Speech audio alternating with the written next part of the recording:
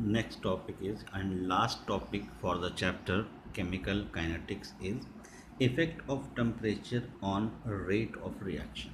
देखिए टॉपिक क्या है, effect of temperature on rate of reaction means अगर हम टेम्परेचर चेंज करते हैं तो रेट पर क्या इफ़ेक्ट पड़ेगा। देखिए बहुत सिंपल सी चीज़ है। हमने अगर हम डायरेक्टली देखें तो क्या होता है कि डिस्कस हमने किया था कोलिजन थ्योरी, और उस कोलिजन थ्योरी में मैंने आपसे ये कहा था कि there is a factor which affects the rate of reaction which is energy, and energy is directly proportional to temperature. If temperature is increased, kinetic energy of the gaseous molecule or the molecule increases and kinetic energy जो है वो affect करेगी rate of reaction को, क्योंकि collision जो है वो उनका effective हो जाएगा, right? तो अब देखिए कहते हैं in most of the reaction on increasing temperature rate also increase. On most of the reaction on increasing temperature rate also increase means अगर हम increase करते हैं किसको, टेम्परेचर को, तो रेट जो है वो इंक्रीज होता है। ठीक है बेटे। अच्छा, अब रेट जो है ये डायरेक्टली प्रोपोर्शनल टू के, यानी कि रेट कांस्टेंट होता है, तो हम कह सकते हैं कि रेट कांस्टेंट भी इंक्रीज होगा। ठीक है, तो ये चीज़ याद रखिएगा कि अगर आप टेम्परेचर इंक्रीज करते हैं तो रेट जो है वो भी इंक्रीज होगा, रेट भी इंक्रीज होगा। तो there are two method for calculating dependency of rate constant or K on rate of the reaction, and out of which one is approx dependency of K on temperature. देखिए approx dependency of K on temperature means जो है ये general method नहीं है, तो आप इसको जो है मतलब क्या कह सकते हैं कि इतना ज़्यादा इम्पॉर्टेंट इसकी नहीं है। जो सेकंड मेथड है वो ज़्यादा इम्पॉर्टेंट है, बट हमने दोनों ही करनी है। तो अप्रॉक्स डिपेंडेंसी की हम बात करें तो ये कहता है, इसमें एक स्टेटमेंट बड़ा इंपॉर्टेंट हालांकि है, कई बार क्वेश्चन में पूछा जाता है कि generally on 10 degree rise in temperature rate of reaction becomes double. ये स्टेटमेंट याद रखिएगा, generally on 10 degree rise in temperature rate of reaction becomes double. ठीक है, मतलब अगर आप 10 डिग्री टेम्परेचर बढ़ाते हैं तो रेट ऑफ रिएक्शन क्या हो जाएगी, डबल हो जाएगी। इस चीज़ को हम टेम्परेचर कोफिशिएंट भी कहते हैं। और टेम्परेचर कोफिशिएंट जो होता है वो ये होता है कि temperature coefficient is equals to K at temperature plus 10 degree Celsius. मतलब जो भी टेम्परेचर रिएक्शन का होगा उसमें अगर 10 डिग्री बढ़ाएंगे तो उससे जो के मिलता है वो डिवाइडेड बाय के एट द टेम्परेचर टी। इसका जो रेशो है इसे कहते हैं टेम्परेचर कोफिशिएंट कहते हैं। और जो ये रेशो है, ये रेशो हमेशा 2 to 3 के बीच वेरी करती है। जैसे हम अभी बात कर रहे थे कि डबल हो जाएगा तो उस केस में 2 होगा, लेकिन ऐसा एग्जैक्ट नहीं है। जनरली हमने कहा था 2 to 3 हो सकता है, बट ज़्यादातर केस में हम 2 लेते हैं। ठीक है, तो ये चीज़ याद रखनी है। अब इस टॉपिक से मतलब जो ये अप्रॉक्सीमेट डिपेंडेंसी वाला पार्ट था उससे रिलेटेड एक जनरल न्यूमेरिकल है, देखिए यहाँ पर इजी सा। ठीक है, क्या कहा है कि for a particular reaction temperature coefficient, for a particular reaction temperature coefficient is 2, temperature coefficient is 2 if rate of reaction at 20 degree Celsius is x, find the rate at 80 degree Celsius if temperature coefficient is 2। मतलब कहने का ये है कि rate of reaction double हो रही है।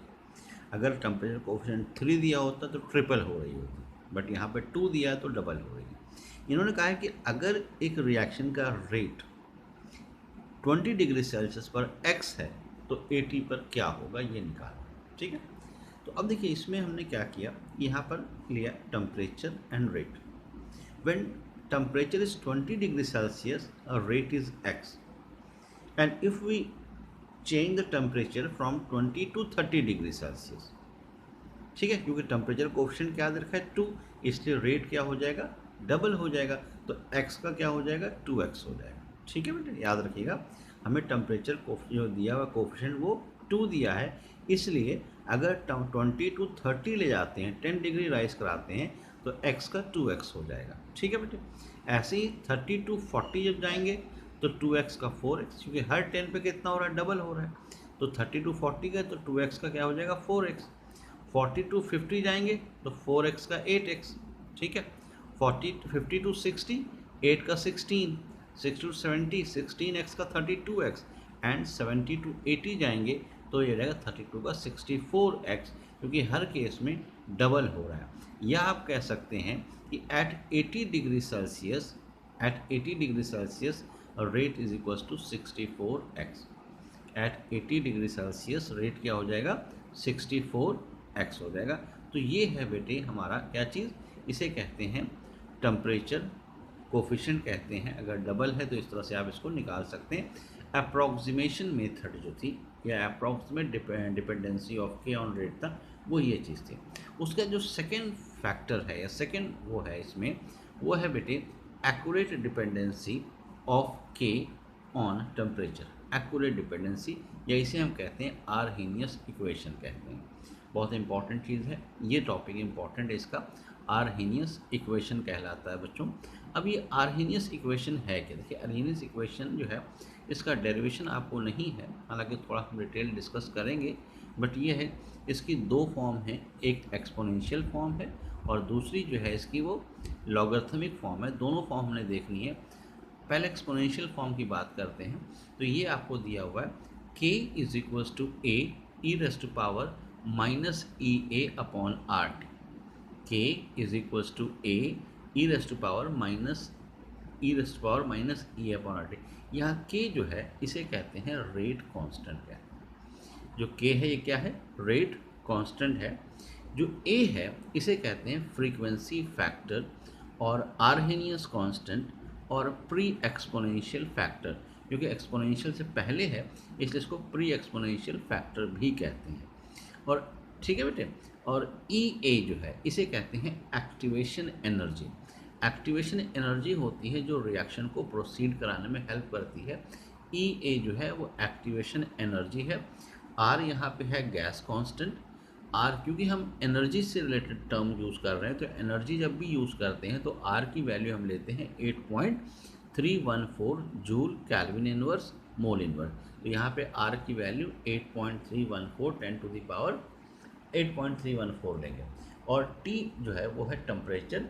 अब आपने यहाँ टेम्परेचर और के का जो है रिलेशन देखना है कि हाउ के वैरीज व्हेन टेम्परेचर इंक्रीजेस, तो ये एक्सपोनेंशियल फैक्टर है।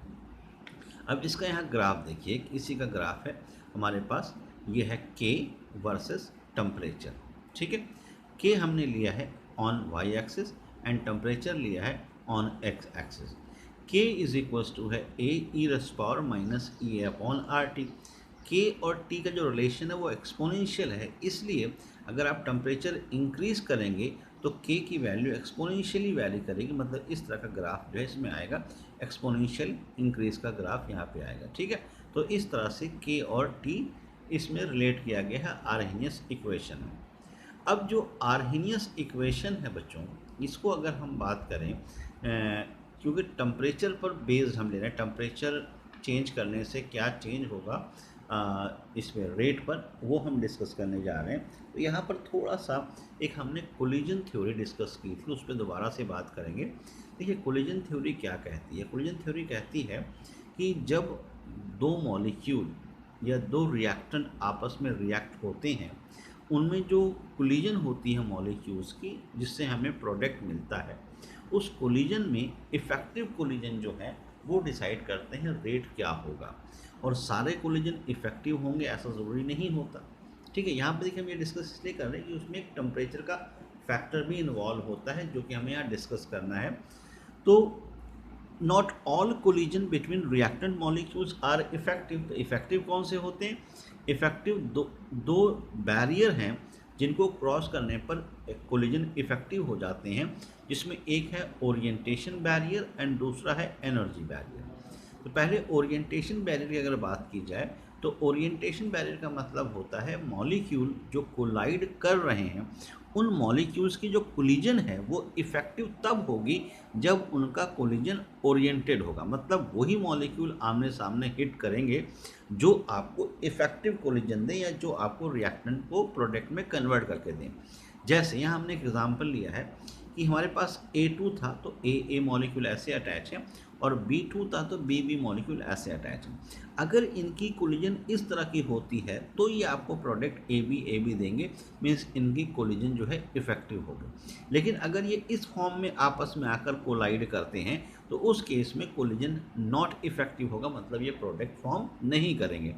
तो अब देखिए, जैसे मान लिया आपके पास 100 मॉलिक्यूल है, 100 में से 20 इस फॉर्म में कोलाइड कर रहे हैं, बाकी इस फॉर्म में कोलाइड करें, तो आपका रेट उससे डिसाइड होगा।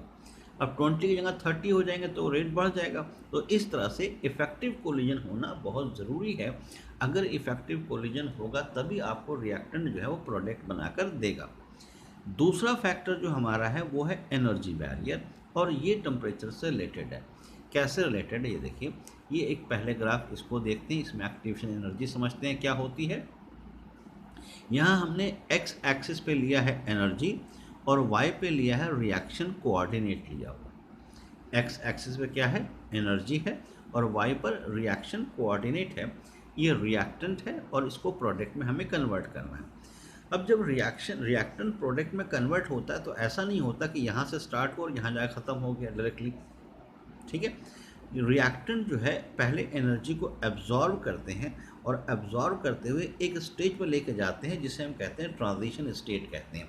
ये आपकी ट्रांजिशन स्टेट है। यहाँ पर पहुँचने के बाद ये प्रोडक्ट में कन्वर्ट होना शुरू होते हैं और एनर्जी को रिलीज़ करना शुरू करते हैं, ठीक है। ये जो एनर्जी अमाउंट है जो आपकी एनर्जी ऑफ रिएक्टेंट से ट्रांजिशन स्टेट तक गई, इसे कहते हैं एक्टिवेशन एनर्जी कहते हैं। अब ये एनर्जी जितनी ज़्यादा होगी रेट उतना स्लो होगा, ये कम कर दे रेट फास्ट हो जाएगा। दूसरी चीज़, रिएक्टेंट और प्रोडक्ट इनकी पोजीशन ऐसे भी हो सकती है कि रिएक्टेंट नीचे या प्रोडक्ट ऊपर, उल्टा भी हो सकता है कि रिएक्टेंट ऊपर और प्रोडक्ट नीचे, और डिपेंड करता है रिएक्शन एक्सोथर्मिक है या फिर एंडोथर्मिक है। ये हम थर्मो में पिछले साल पढ़ चुके हैं, ठीक है बेटे। तो ये जो एक्टिवेशन एनर्जी अब आपको समझ में आ गई क्या चीज़ है। ये एनर्जी बैरियर देखिए, जब मॉलिक्यूल क्रॉस करते हैं तब ये प्रोडक्ट में कन्वर्ट होते हैं। जैसे यहाँ पर यहाँ से यहाँ तक गया ट्रांजिशन स्टेट, इसके बाद ये प्रोडक्ट बनना स्टार्ट हुआ, मतलब जब वो एनर्जी बैरियर क्रॉस कर लिया एक्टिवेशन वाला, तब आपका रिएक्टेंट प्रोडक्ट में कन्वर्ट हो रहा है। इसी को समझने के लिए एक ग्राफ और देखिए, ये ग्राफ है, इसमें है हमारे पास वाई एक्सिस पर है फ्रैक्शन ऑफ मॉलिक्यूल और एक्स एक्सिस पर है energy, fraction of molecule and यहाँ पे क्या है, एनर्जी।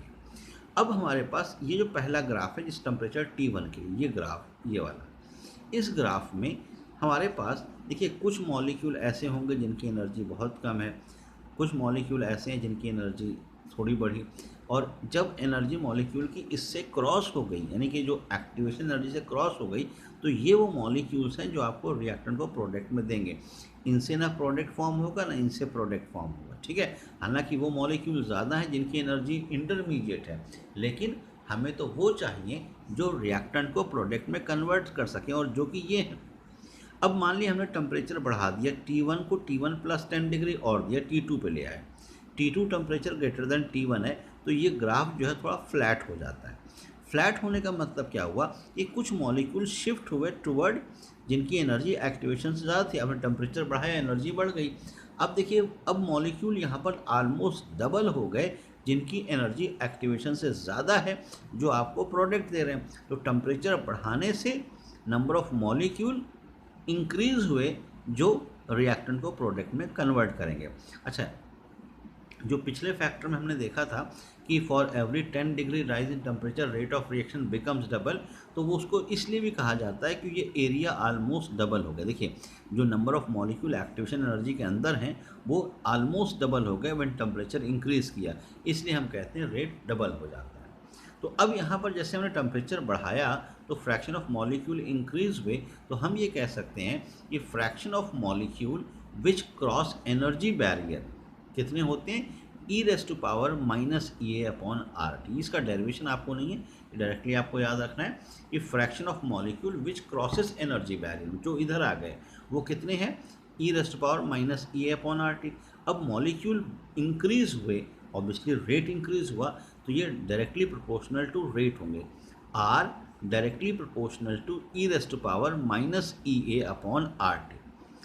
अब हमने क्या बात की थी कि जो R होता है वो रेट कांस्टेंट के इक्वल होता है, तो K directly proportional to e⁻⁻⁸ भी हम लिख सकते हैं।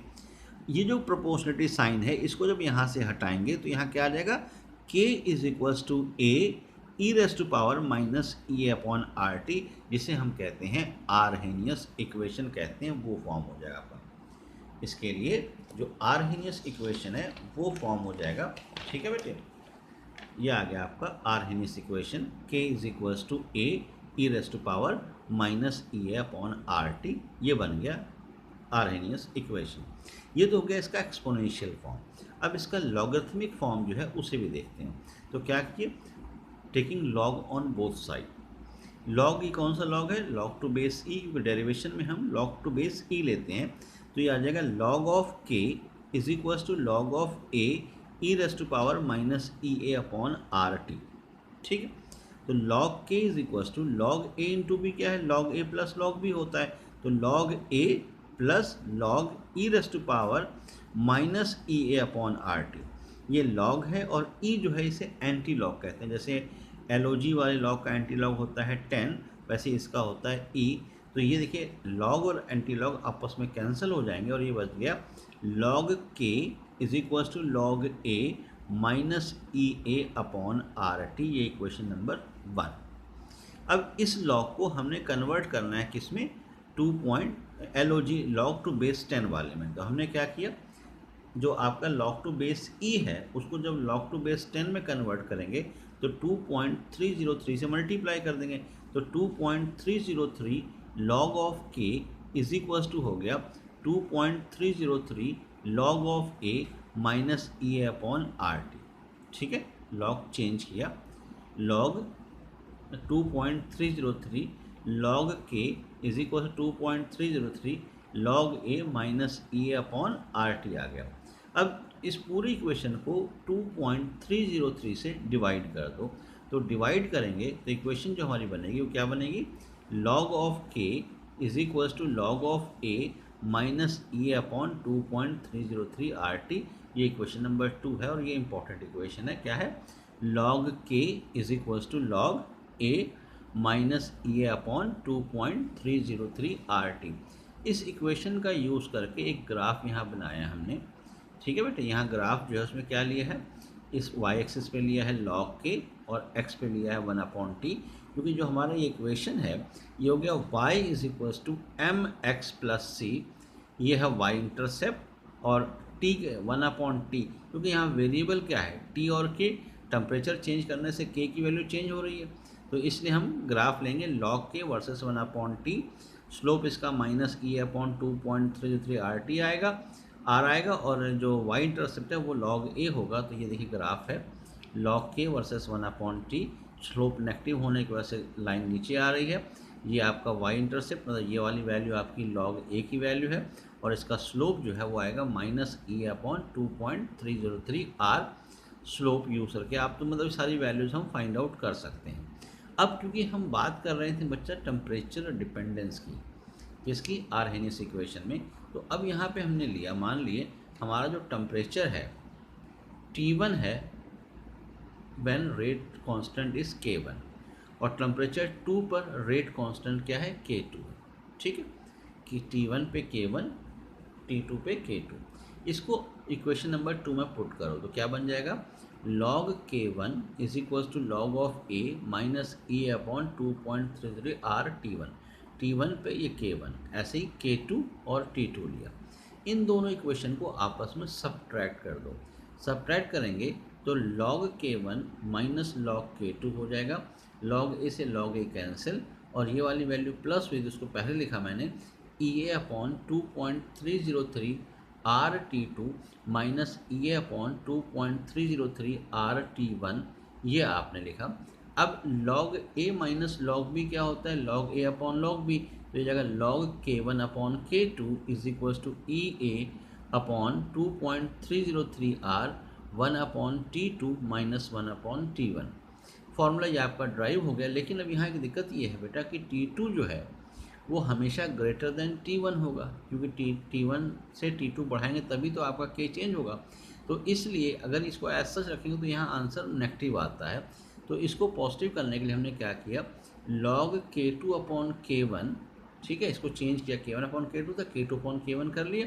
यहाँ 1/T1 माइनस 1/T2, तो डायरेक्टली आंसर आपका आ जाएगा। अदरवाइज आपको प्लस माइनस साइन को यूज़ कर चेंज करना पड़ता। तो खैर ये फाइनल फार्मूला है, ठीक है, logarithmic form.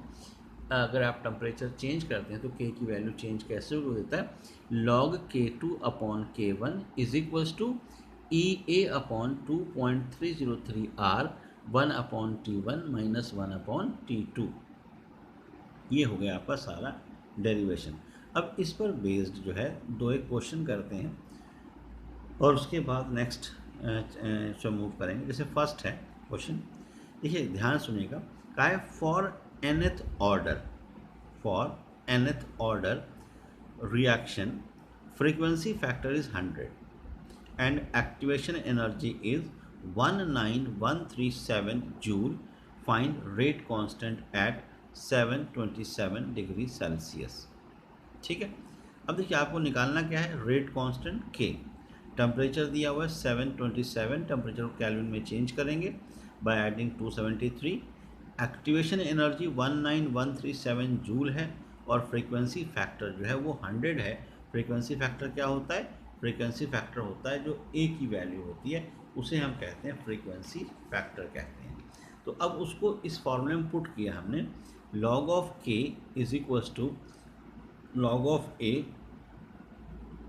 Minus E A upon 2.303 RT जो हमारा फॉर्मूला है। log K is equals to log A की वैल्यू क्या दी हुई है, फ्रीक्वेंसी फैक्टर 100 दिया हुआ है, एक्टिवेशन एनर्जी 19137 दी हुई है, 2.303 आर की वैल्यू 8.314 और टेम्परेचर 727 था, प्लस किया कैल्विन में चेंज करने के लिए 1000 आ गया। इस पूरे को सिंप्लीफाई करने के बाद ये वैल्यू जो है अप्रॉक्स आती है 1 और यहाँ पर 100 था, 100 होता है log 10 पावर 2 आगे लिया, log 10 1 हो गया, तो ये आ गया 2 माइनस 1 1, log के की वैल्यू आ गई 1। हमें किसकी निकालनी थी, हमें निकालनी थी के की वैल्यू, तो उसका एंटी लॉग लिया तो ये आ गया k is equals to 10 to the power 1। इस तरह से आप k की वैल्यू फाइंड आउट कर सकते हैं। तो एक तो ये तरीका हो गया आपको के रेट कांस्टेंट निकालने का। मैंने क्या कहा था, ये फार्मूला आप यूज़ करेंगे तो ये फार्मूला जो है डायरेक्टली इस तरह से अप्लाई हो सकता है। उसके बाद दूसरी जो है वो है question, for a first order reaction the rate constant is given by the equation this, log k is equals to 10 minus 1.2 10 to the power 4 upon t, where t is in Kelvin. Find temperature at which half life of the reaction is 70. Half life आपको 70 दे रखी है, find out करना है temperature. तो ये जो equation है इसमें दो अननोन वैल्यूज़ हैं, एक k और एक t हमने जो है कैलकुलेट करना है। और अब देखिए k कैसे निकालेंगे, तो यहाँ पर दो चीज़ों को मिक्स किया है। हाफ लाइफ दिया है फर्स्ट ऑर्डर के लिए, तो फर्स्ट ऑर्डर के हाफ लाइफ क्या होती है, टी हाफ होता है 0.693 ओवर के, टी हाफ 0.693 ओवर के होता है, हाफ लाइफ आपको दे दिया। तो इसको क्या करेंगे हम, k is equals to 0.693 over 70 10 to the power -2 minute inverse. एक इसकी वैल्यू आ गई, ये वैल्यू आ गई किसकी, k की। अब फॉर्मूला आपको दे ही रखा है, log k is equals to 10 minus 1.2 10 to the power 4 upon T, K की वैल्यू हमारे पास आ गई है, वो पुट कर दी 10 टू द पावर -2 और इसको फिर सॉल्व किया। सॉल्व करने के बाद 10 टू द पावर -2 आगे आ गया, log 10 1 हो गया, तो -2 is equals to 10 minus 1.2 10 to the power 4 upon T. Simplify किया और के की वैल्यू टी की वैल्यू निकाली और टी की वैल्यू इसमें आ रही है 10 टू द पावर 3 यानी कि 1000 कैल्विन। तो इस तरह से भी आप क्वेश्चंस को सॉल्व कर सकते हैं। कई बार ऐसी क्वेश्चन आपको गिवन होती हैं, ठीक है बेटे। तो अलग अलग तरह के क्वेश्चंस पूछे जा सकते हैं। उसके बाद लास्ट क्वेश्चन जो इस टॉपिक से है या इस चैप्टर से आप कह सकते हैं वो ये है, जैसा नॉर्मली बोर्ड में क्वेश्चन आता है, ये बोर्ड का क्वेश्चन है इस तरह का कि at 27 degree Celsius k is 1.5 10 to the power 4 and at 127 degree Celsius k is 1.5 10 to the power 5, find EA। तो हमें क्या निकालना है, एक्टिवेशन एनर्जी, दो टेम्परेचर दिए हमें, दो k की वैल्यूज़ गिवन है, T1 लेंगे K1 T2 K2, टेम्परेचर को कैल्विन में चेंज करना पड़ेगा। तो फॉर्मूला हमारे पास है log K2 upon K1 is equals to EA upon 2.303 R 1/T1 minus 1/T2, K1 और K2 की वैल्यूज पुट कर दी, 1.5 10⁵ एंड 1.5 10⁴। उसके बाद R की वैल्यू 8.314 पुट कर दी, टेम्परेचर कैलोरी में चेंज करके पुट कर दिया, इसको सिंप्लीफाई किया और एनर्जी जो है वो आपकी आ गई सॉल्व करने के बाद 2297 जूल, कैलविन में चेंज किलो जूल में चेंज करेंगे डिवाइड 1000 कर दिए। नॉर्मली हम एनर्जी किलो जूल में कैलकुलेट करते हैं, तो इस तरह से आपकी जो है ये वैल्यू आ गई 22.97 किलो जूल एक्टिवेशन एनर्जी की वैल्यू जो है। ठीक है बेटे, तो ये सारी चीज़ें हमने डिस्कस करनी थी इस आर्हेनियस इक्वेशन में, और यहाँ आपका चैप्टर क्या हो गया, ये हो गया है कंप्लीट। और इसको NCERT क्वेश्चंस कर डालिए सारे।